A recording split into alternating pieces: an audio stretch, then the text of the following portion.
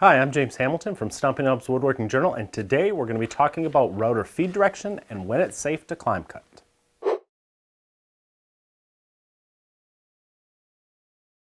Many new woodworkers get confused about what direction a router should be moved across the workpiece.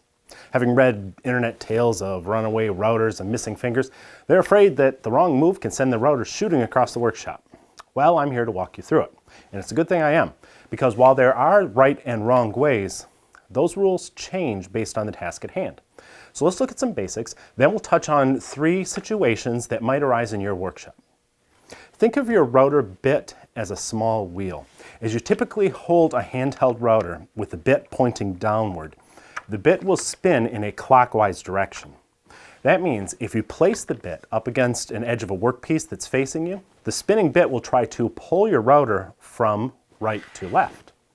If you were to let it continue around the perimeter of the square, it would pull the workpiece up the left side, from left to right across the top edge, and finally down the right edge.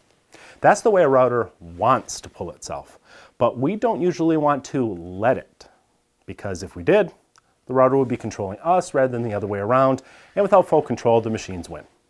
It's better to show the router who's boss and push against the way it wants to work. So, the proper and safest way to route edges is in the opposite direction. We push the router from left to right.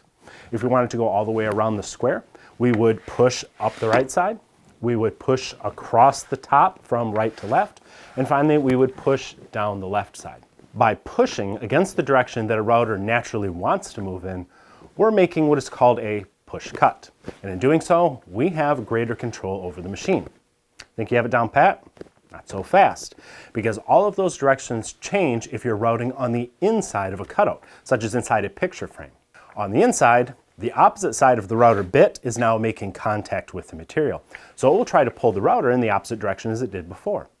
So while you may have pushed from left to right on the outer edge facing you, on the nearest inner edge, you're pushing from right to left. It can be very confusing, which is why I just find it easier to imagine that router bit as a wheel. I try to determine in which direction that spinning bit is going to want to pull the router, and I push against its will. It sure beats remembering all that left to right, right to left, up to down nonsense. Of course, nobody likes to be pushed around, so your router is going to try to get back at you. You'll be riding along one day, minding your own business, and suddenly your router bit will stop cutting a nice crisp profile and start splintering and splitting the edge of your prized hardwood. You've become a victim of tear out. Tear out's what happens when the grain of the wood slopes toward the edge of a workpiece and against the direction of the router bit. The bit's cutters begin levering up those wood fibers, leaving a ragged cut, or worse yet, splintering the wood. So how do you deal with such a temper tantrum? You let the router have its way. Sometimes it's better to feed the router in the direction that it wants to move, if by doing so you'll avoid cutting against the grain and tearing up your workpiece. This is called a climb cut, and if employed correctly, this technique can literally save your project. In a situation where a push cut may force the router bit to lever up those fibers, a climb cut will enable the bit's cutters to bite down from above those fibers, producing a cleaner edge. Of course, climb cutting will relinquish some of the control you would have had over your router if you were making a standard push cut, but life's about compromises. Wait a minute, you say. Isn't that dangerous? Well, I said the technique had to be employed correctly. For one thing, you have to properly secure your workpiece to a bench, and we're only talking right now about handheld router techniques.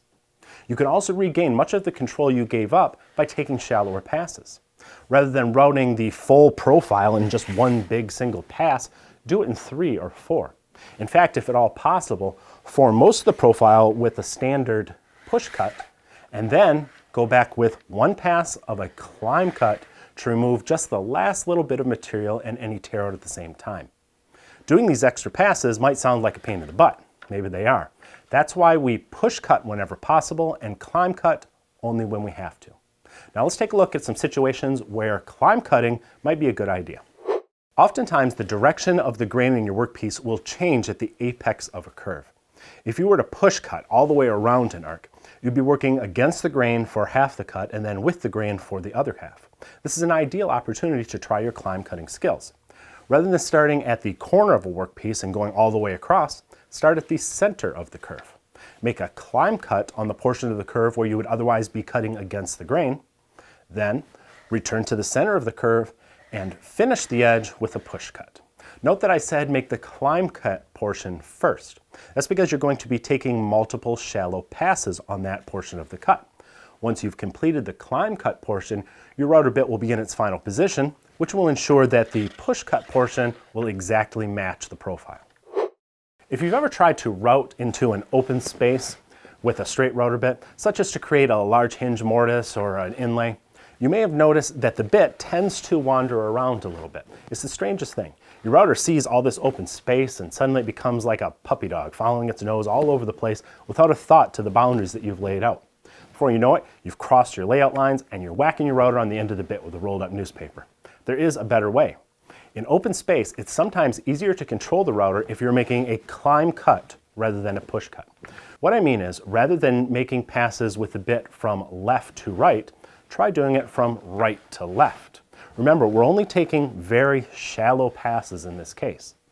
You still have to be careful if you're freehanding near your layout lines, but it will be easier to follow those lines with a climb cut.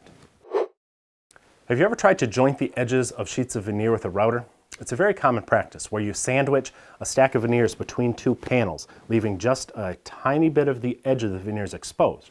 Then you take a flush trim router bit, which you run along the edges of those panels, trimming off the edge of the veneers nice and straight. Well, let me tell you, few things on this earth are as horrifying as the mess a router can make with those expensive veneers if you route against the grain. The thin layers are defenseless, and the results can be catastrophic.